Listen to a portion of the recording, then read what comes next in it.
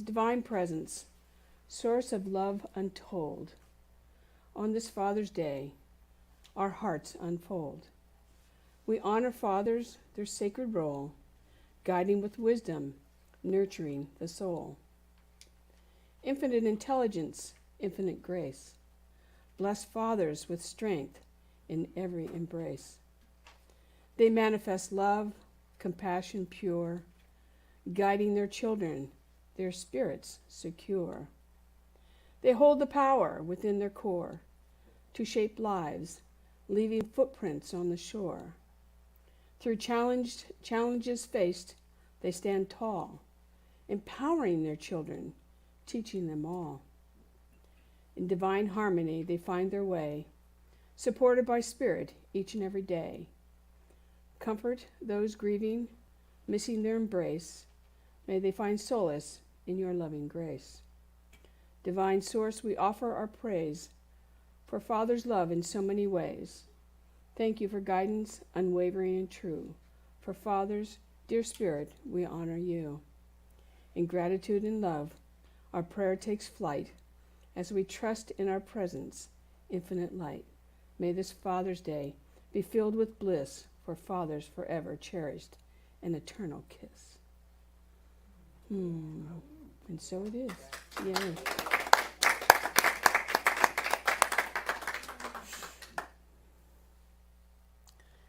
So it's very interesting how Spirit works. I have a whole talk, and then I'm listening to NPR on the way over here, and they changed the whole thing. And I don't know that they change it, but they added to what I have to say, which I think is really relative to today. And it's basically, it's knowing it, being in the moment with ourselves versus our future self. And I won't go into the whole thing because it would take up all my talk. But basically it comes down to this, is are we in the moment, and can we also create our future, be in our future self? And this is an actual study they did, and how it came about is they were studying how our brain works. And so they had many participants have an MRI. And when they're in the MRI, they would ask them questions. And one of the questions was, something about themselves. And when they did that, one side of the brain would light up. And then they'd ask something about maybe somebody they knew. And another side of the brain would light up. So they realized that the brain had the capacity to notice and recognize itself and then recognize another person. They thought, well, let's go one step deeper. And the step deeper was, talk about yourself. Then can you recognize your future self 5 years from now, 10 years from now, 20 years? And another side of the brain lit up. So if I were to apply that to today's talk, what I have to say today, and what I'm going to ask you to do today, is you're going to practice in the moment, but you are also, in my humble opinion, training your mind for the future you, which is really valuable. How many people think about their future? Very good. How many people are in the moment all the time? Not all the time. Okay. Yeah, see? Most of the time. On occasion I show up. The point is there are two parts of you, and each part of you recognizes the other. So it's important for you to know that. I've never thought about it that way. And knowing that the brain lights up on both occasions means that I can influence that which is my future self. So, today is about Father's Day, and I thought, well, that's really about Parents' Day, if you think about it. And I have concluded for myself, and maybe this is true for you, that we have either learned to become our parents. Are you out there? Or we've learned to be our opposite of our parents, at least initially. I know for many, many years I rebelled against my parents. And then when I came to Science of Mind, I tried to start to understand them.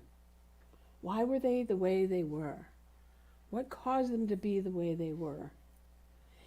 And for me, it was all about creating a place now to forgive them for the things that did not really work out for me. And then to figure out how do I forgive them and then love them. And then try to integrate what I call their personalities and their beliefs into my life. My dad loved country western music. He wanted to be a country western star. I know.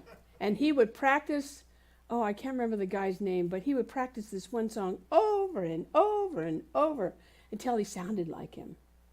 So when I grew up, I didn't like country western music.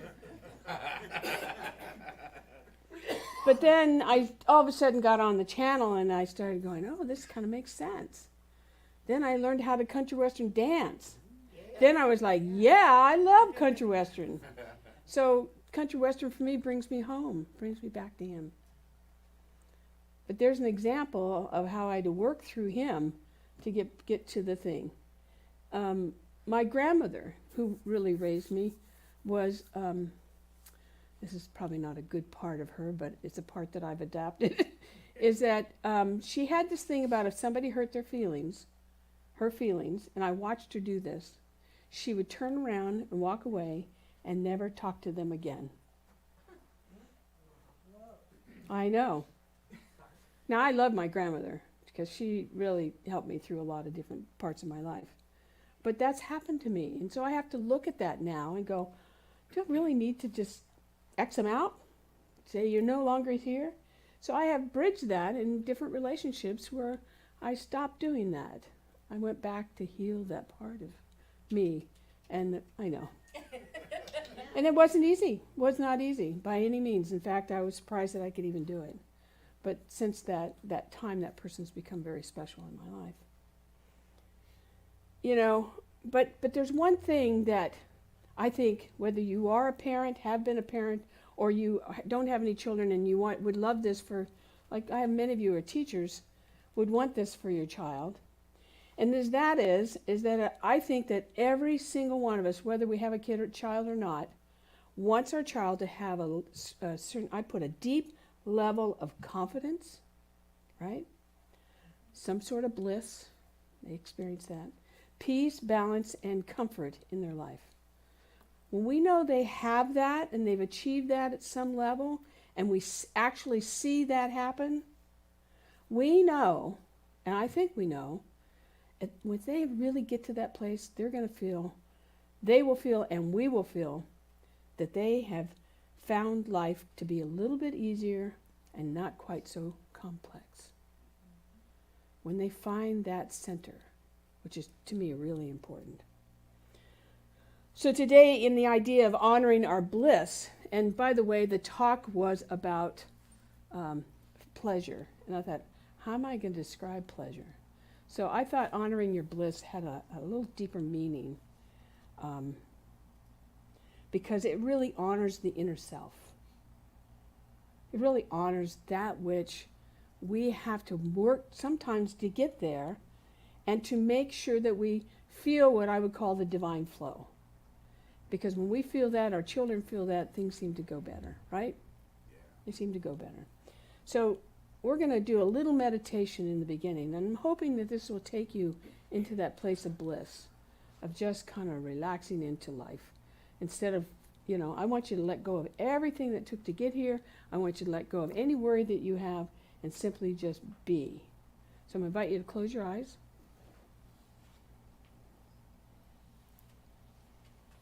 And let me take you on a little trip. So I would like you to envision yourself standing on a serene, picturesque beach.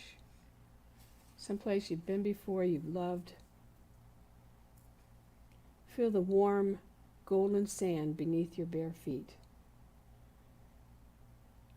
as it gently sinks into every step that you take. The beach stretches out before you, a vast expansion of soft, powdery sand.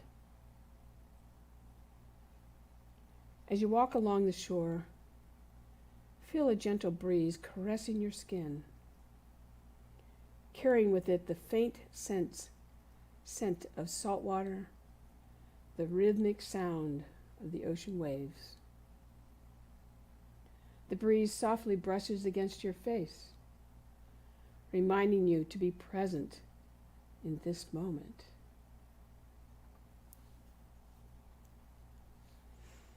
Take a moment to notice the colors around you. The sand, kissed by the sunlight, glows in shades of warm beige and gold, while the ocean stretches out before you in a mesmerizing palette of deep blues and greens. The sky above is canvassed of endless possibilities, with wisps of fluffy white clouds drifting by.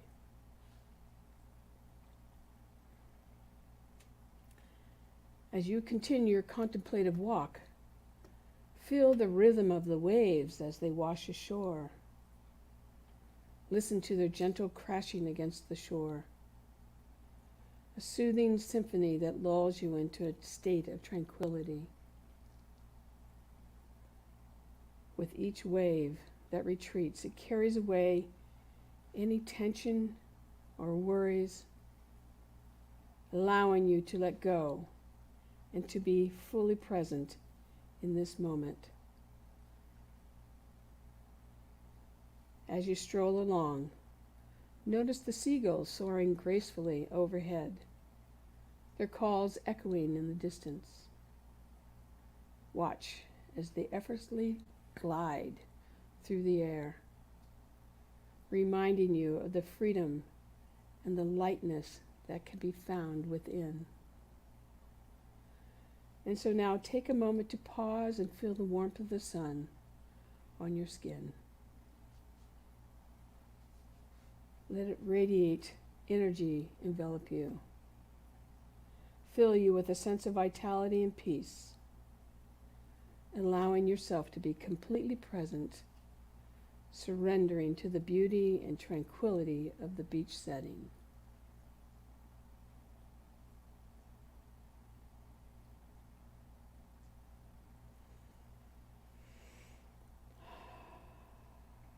As you reach the end of your contemplative walk, find a comfortable spot to sit or lie down. Feel the sand beneath you, molding your body, providing gentle support. Take a deep breath, inhaling the fresh, salty air, and exhale any remaining tension or thoughts that may linger.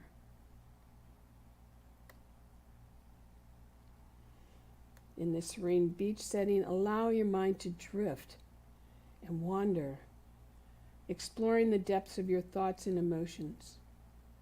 Embrace the stillness and spaciousness of this moment, where you can connect with your inner self, gaining clarity, insight, and a profound sense of peace.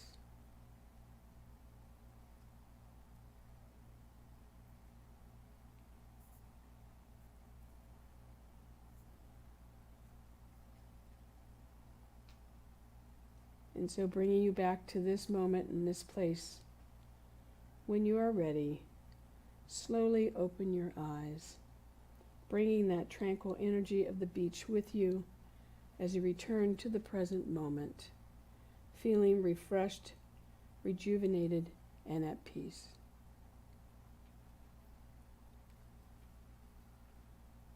You can leave the lights the way they are. Thanks. Make yourself come back to this moment. How do you feel? Yeah.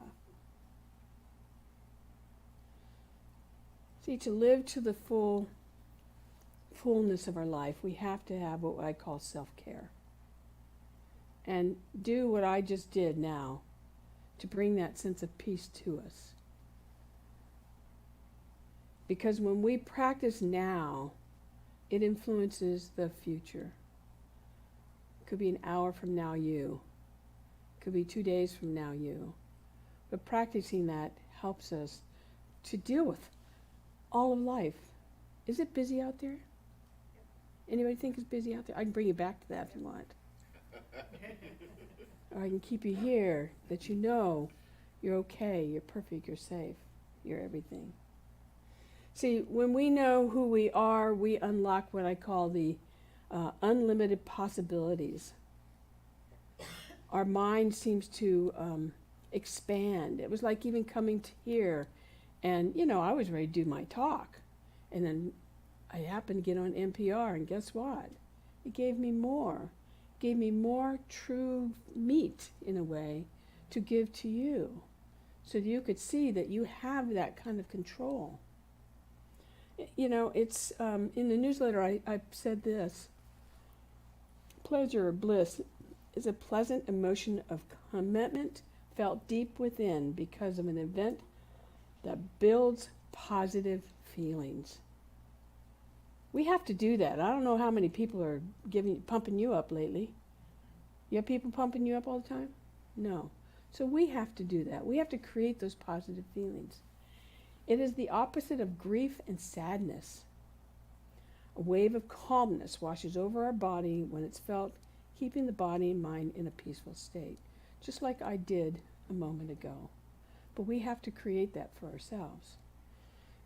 Continuing in the newsletter, it said, to experience total pleasure or bliss, there has to be a calmness and a peace within your mind.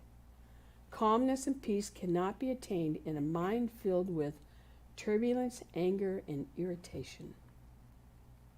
To experience the benefit of pleasure, rule number 1 is you must be pleasant. Oh, darn. I know, I was hoping you'd laugh on that. Being pleasant opens our mind, body, and spirit to experience beautiful and wholesome feelings that are essential for your well-being. So if there's one thing you get out of this today, is you must be pleasant in order to experience being pleasant and having pleasant thoughts. Ernest Holmes says this, he said, irritation, vexation, and confusion go hand in hand to rob a man or a woman of his or her birthright to peace, comfort, and unity. It's so interesting. I'll interject different stories in my talk. But in my household, there are 3 of us, and anytime there are 3 people, there's always something going on, right? You have how many? And you're about 7, right? 5.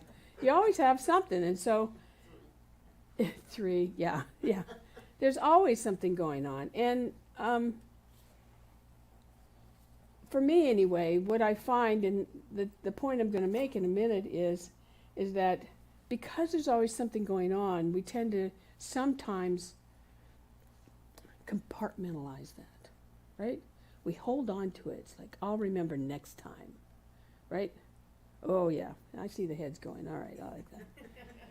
The thing is we cannot hold on to those feelings.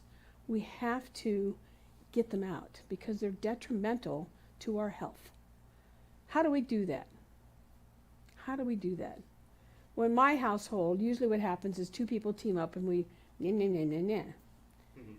and then the other 2 go and pretty soon all 3 of us are going The point, you have to have a way to get rid of it. Now, maybe it's finding a practitioner. Maybe it's just calling your friend and saying, I just need to get this off my chest. I just need to get rid of this because it's holding me back. But that's an important thing to remember. Don't hold on to those emotions because when you repress them, they will boil over later on. Anybody have that one happen? Good, I'm not alone. I'll hold on and I'll hold on and I'll hold on. I think I've told the story about one of my household where they would say, I'm gonna do the dishes. Anybody remember that story? A few of you do, okay. I'm gonna do the dishes. I'll go, okay, great. And I'd go away and do my thing. I'm gonna do the dishes. Okay, I'm gonna go away. And every single time, the dishes never got done. Now, you know what? It took me 2 years to catch up with that. I was like, she doesn't really mean that. She's really not going to do that. And it wasn't until I got the courage to say, every time you say that, you're lying to yourself, and you're lying to me. And they went, oh. And then they stopped saying that. Now what they say to me, and I did this yesterday, I love this, don't you go out there and do those dishes, I'm going to do it. And I had to say yesterday, don't tell me what I don't need to do, just do the dishes. I know. Just do it. Because they're feeling guilty because they haven't done anything for a week, right? The point is sometimes sometimes we have to speak our mind, but do it in a way that's loving and kind and helpful. And pleasant. Thank you. That word's going to come back to haunt me, I'm sure. Because when we're not that way, we're not thriving. And we're not thriving in our life. We're too congested in the moment of the stuff. I'm perfect up here. Yeah, it's getting cold out here. You're getting cold out there? Okay. But when we're congested, we are causing, we're causing what I call limitations in our life. So just keep that in mind. Ernest Holmes says this. He says, anyone wishing to develop a pleasant personality must first become pleasant and think comforting thoughts. Think comforting thoughts. I can tell you right now that if I try my best sometimes to just have a blank mind. So I don't think good or bad about anything. These two are laughing at me here. Laughing with me. But it causes me then to just be in the moment. I don't have to think about what I'm going to say or do. I'm just present. And then I get caught off guard, and then I've now been noticing how I react to that. Am I feeling good or am I causing problems? And I've noticed sometimes that I'm reactive. So I speak about myself because I think that do anybody else do what I do? Yeah, we all do. So there's a quote here that says, pleasure or bliss is like a golden ring, a gift that cannot be given in a ruckus. We can't give the good thought if we're feeling that way. And so for me now it's about being more mindful of what I say afterwards. Because a lot of times I say something and I go, where did that one come from? Boy, that's really deep. And I have to look at it and then say, well, let me change that. Or change maybe my, how do I say it? The way my voice comes across. Yeah. Yeah, the tone. Mm-hmm. And it's not that I don't mean badly, I just don't know how to maybe say it the right way. But when our mind is filled with anger and malice and vengeance, there's something that I have learned over the years, especially when I was growing up as a kid, I was kind of really angry, very angry kid. But as an adult in my 20s, I took that anger out in my car. Some people do it other ways. I took it out in my car because when I get mad at somebody, I get in my car and I just take off until I got rid of all of that. But what we have to do, and what I do now, is that when I know that I really am in that place, I will actually pause. Do you know that when you get really angry or you are out of control, that there's a chemical reaction that happens in your body? Yep. Is everybody aware of that? And it takes approximately 20 minutes for that anger or that feeling to leave you. And if you can wait, I can remember being in my relationship in the beginning, and then we'd have an argument, and then it was like, we're just going to do a timeout. And we both go to our rooms, and we go timeout for 20 minutes. The interesting thing in that 20 minutes, the chemicals in our bodies go down, but then our minds start to think about it in a different way. So we come up with a new way of dealing with the issue. And if it doesn't come down, then we do another 20 minutes until there is some control over what's going on up here. Yep. Okay? Now maybe I'm speaking to the choir here, but I also think that we have to remind ourselves. I have to remind myself. I was thinking about, I write all these talks, and all these talks are for me. Good job. They're all for me to remind me this is the better way to go. And this is not easy. It's really not easy.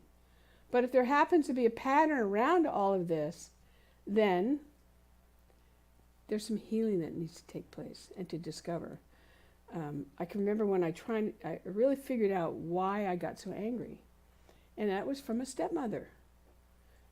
One of those you read in books that aren't very nice. They didn't say anything nice to me, and that repressed or suppressed who I was as a child. And so when somebody starts to do that to me, I have a reaction to it. I know that now because I've worked on it. I've tried to heal that. I've tried to pay attention to that. So if anybody have any of that going on? Come on, you can admit. Okay. Find out what it is and to work on it. In the Life Applications New Thought Bible, it says, trust in the universal wisdom within you with your whole being, and do not rely solely on your limited understanding.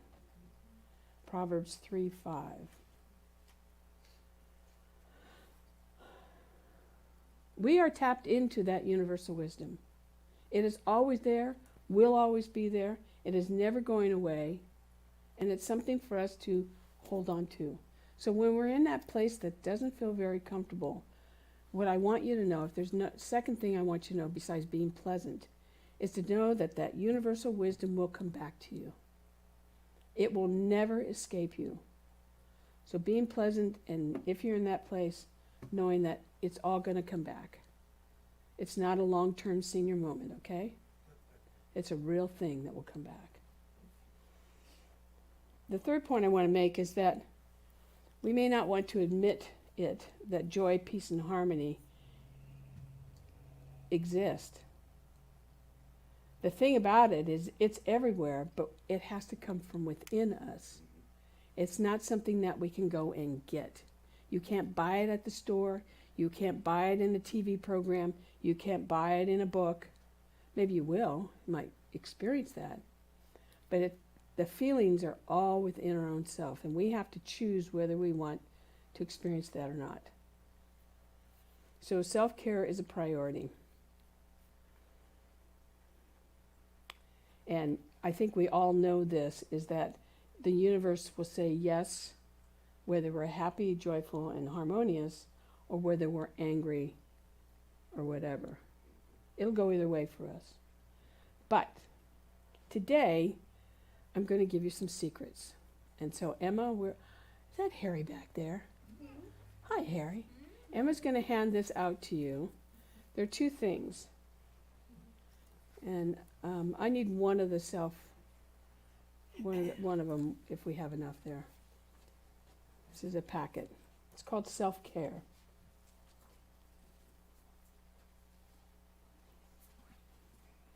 Thank you.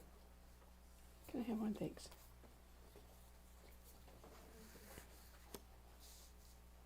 Everybody have one? Yep. Okay, good. So I first want to show you this. You might recognize the photograph. This is called self-care. This month is all about self-care.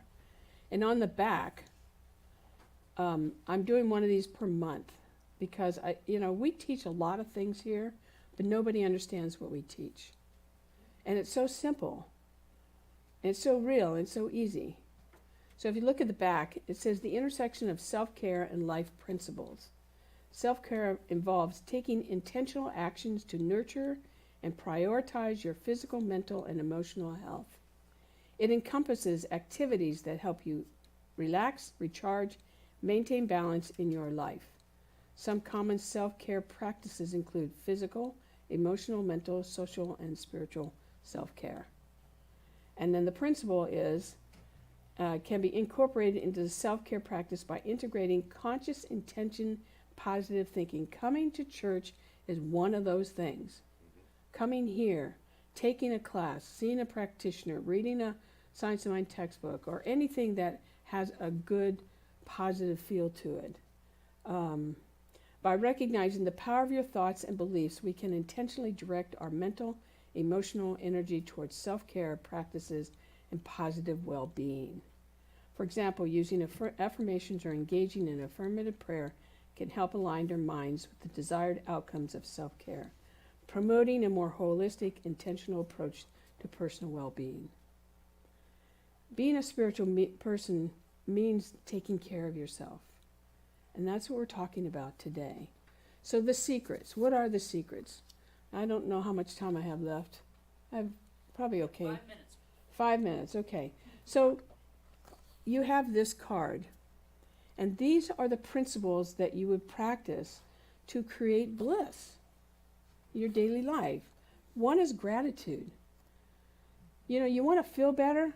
Give thanks. You want to attract something to you? Give thanks. You want to have more friends? Give thanks. You can say it to their face or you can say it to them in your mind. But give thanks. Be mindfully aware, you know. Be present in your experiences. Yesterday I took Forrest, that's my new puppy, 4-month-old puppy, to dog training with 40 other dogs. Talk about having to be present. Because I saw a 4-month-old shepherd, and he was twice the size of my 4-month-old that looks like a shepherd with stumpy legs. Anyway, I had to really be present with him because, you know, he's a little guy, even though he's looking bigger. But he's a little guy, and so he's pretty intimidated by some of these guys. But actually, the truth is, he's not intimidated by anything. He can walk up to these big dogs, and they can growl at him. He goes, "What's your problem?" You know, you'd appreciate this, Sylvia. But I had to be really present with him, and how I knew he was really in the moment is that as soon as I got him back to the car, he went right to sleep. He had given every part of his being to learning and being with me and me being with him. So being in the moment is so critical. Balance and boundaries. You know, sometimes we have to set boundaries, and I don't like it at all. It's not fun. But in order to make things work properly in our lives, sometimes we have to set those boundaries. And then we have to believe them, and then we have to uphold them. But that's another way to create bliss. Personal growth. Obviously, I say this all the time, you have to invest in yourself. Here's a little secret. This is a secret you don't know. At least this is my secret that I'm going to give to you. When you invest in yourself, whether that's taking a personal class for yourself, whether that's like Emma's doing some knitting back there, but focusing on something that's making you feel like you're going to create something better, God takes care of you. You never have to worry about a thing. So invest in yourself, because the divine says when you invest in yourself, I'm going to invest in you, because you're telling the divine what you want, and you're moving in that direction. That's a little secret. A lot of people don't do that. Authenticity and alignment. That means prioritizing your activities, and I like this part, and experiences that align with your values and authentic self. Has anybody been someplace and they didn't really want to be there and they stayed anyway? How did that feel? Yucky. You got it. Leave. You don't have to be around there. You don't need to be there, because that's not who you are today and who you're going to be tomorrow. Build on who you are. Meaningful connections. That means having good connection with people and with relationships. You know, since I run OM a little bit differently, I consider that every single person, even all those online, we have more online, are people I could talk to. And I would know that you would behold my thoughts as a sacred thing, because we have a meaningful, conscious connection. That's the kind of people you want to be around. People who don't do that aren't safe. And not that they don't mean well, It's just that maybe you need somebody that you really feel comfortable with doing that with. So think about that. And then the last one is self-compassion. How many people are kind to themselves all the time? Not all the time. Thank you. We have to do that. You know, who's our worst critic? We are. And so it's important to remember that. Be compassionate with yourself. We're going to make mistakes. I make a lot of mistakes. Now, I'm not meaning to, but I do. You know, I was picking blueberries this morning, and I got told how to pick them.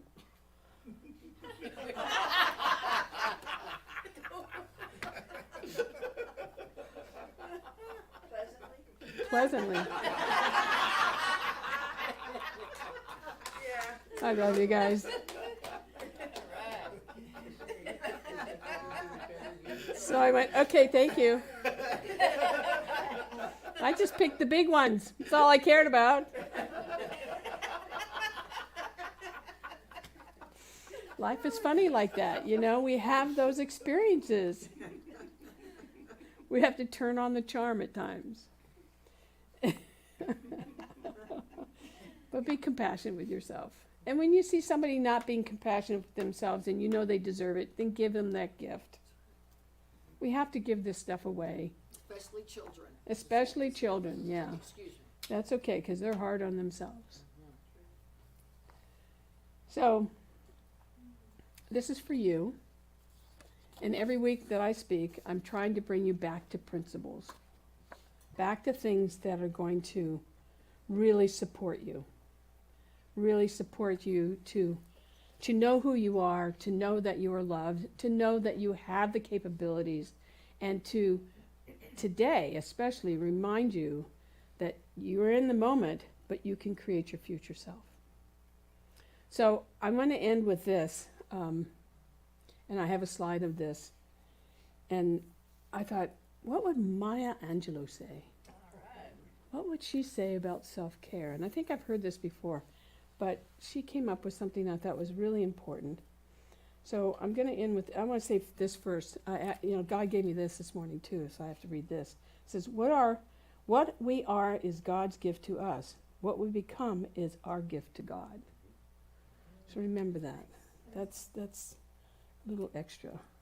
So we'll read this together, and then when we're done with that, we'll have our affirmation. And then I'll pray this into the week. But Maya said this. She says, self-care is not a selfish act. It is an act of self-preservation and self-respect. It is about honoring your own worth and nurturing your well-being. Remember, you cannot pour from an empty cup. Take the time to replenish yourself, to nourish your spirit, and to care for your body. Self-care is not a luxury. It is a necessity for your growth, happiness, and resilience. It is an act of radical self-love, a declaration that you matter and deserve to be cared for. So be kind to yourself, prioritize your needs, and embrace the healing power of self-care.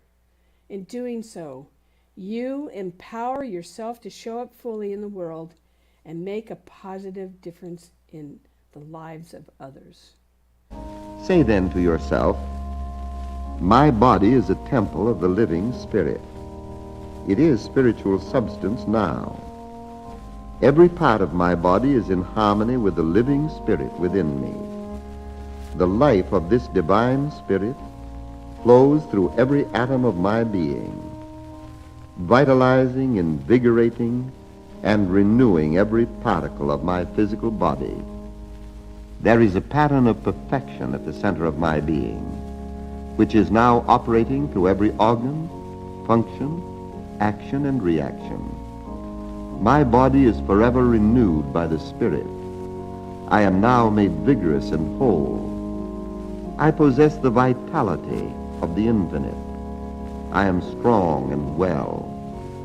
The life of the Spirit is my life. All of its strength is my strength. Its power is my power. Every breath I draw is a breath of perfection. vitalizing, upbuilding, and renewing every cell of my body. I am born of the Spirit. I am in the Spirit. I am the Spirit made manifest.